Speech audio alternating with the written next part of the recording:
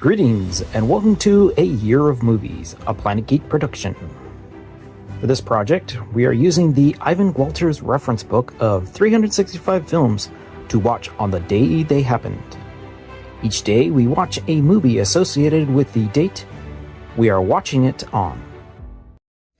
And as it is the 12th of August, we are going to be watching Cleopatra from 1963, directed by Joseph L. Mankiewicz and starring Elizabeth Taylor. Now, I'm pretty sure that anyone watching any sort of movie is well aware of this particular movie. Not only is it the title alone, but the cast and the production and the look of this film and just the history that is behind the making and distribution of this particular movie.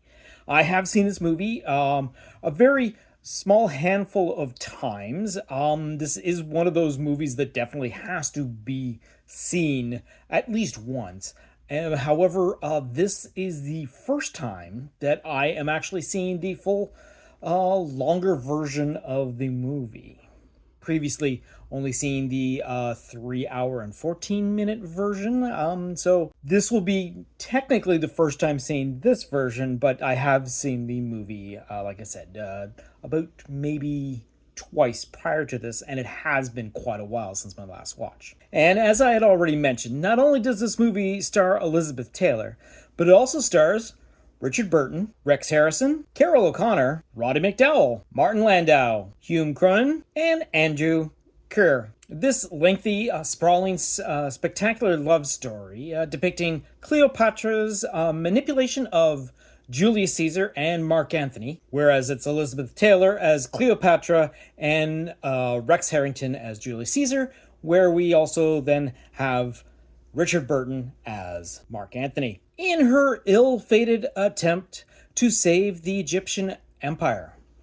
This threesome in one of the most famously and glorious powerful love triangles ever to be captured on film. So that description that I just read is basically the movie in a nutshell. It is a spectacle to watch. This is, again, a couple of the movies that are on this list are those movies that have to be watched. I mean, even if you're not a fan of any of the actors or maybe even the storyline, just the spectacle of seeing how this grand scale movie was just put together is just a mind-blowing thing.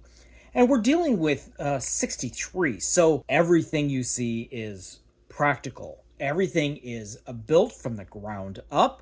The costuming, the set design, the animal wrangling, the hundreds and hundreds of extras that you see in background scenes and whatnot. And again, it is like high echelon movie making of its time, and it shows gloriously on the screen. Now, of course, going into the history of this movie, we are dealing with fantastic actors. The ones that I listed are just like a small portion of recognizable names and voices sometimes are what you recognize first before you realize, oh, it's them.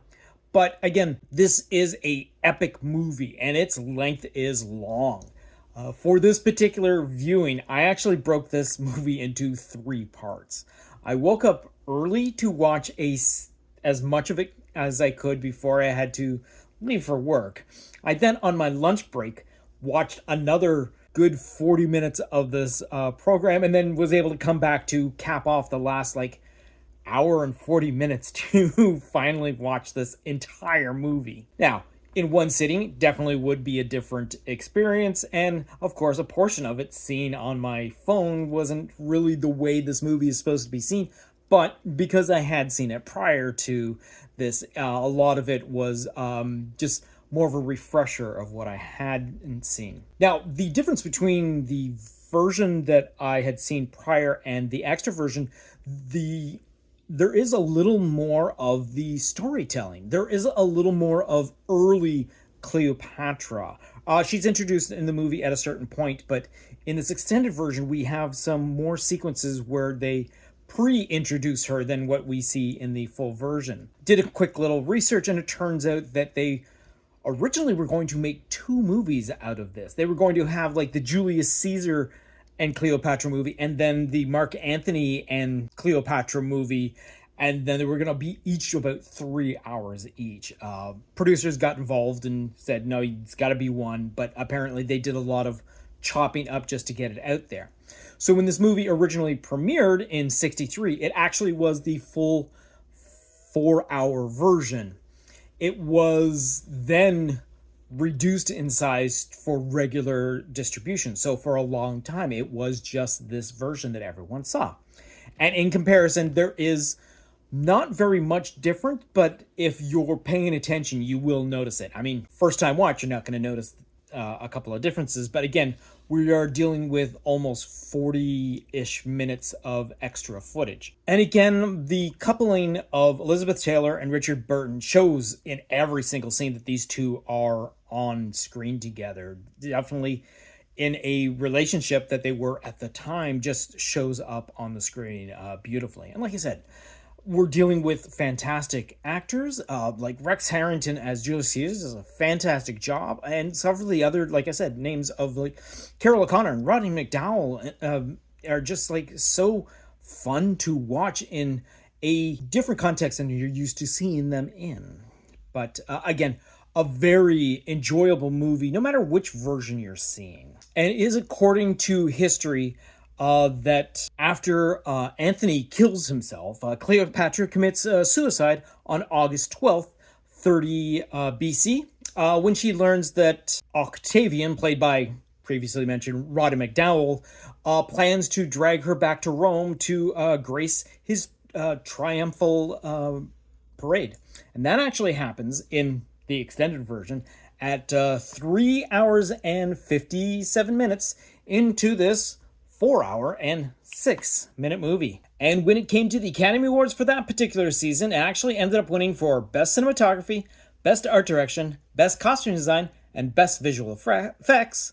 And it got nominated for Best Picture, Best Actor for Rex Harrington, Best Film Editing, Best Original Score, and Best Sound Mixing. And on that note, we're going to wrap up this particular episode and look off into the future to see what we're going to watch for tomorrow. And that is the 13th of August, and that is Battle of Britain from 1969. So until next time, go see a movie.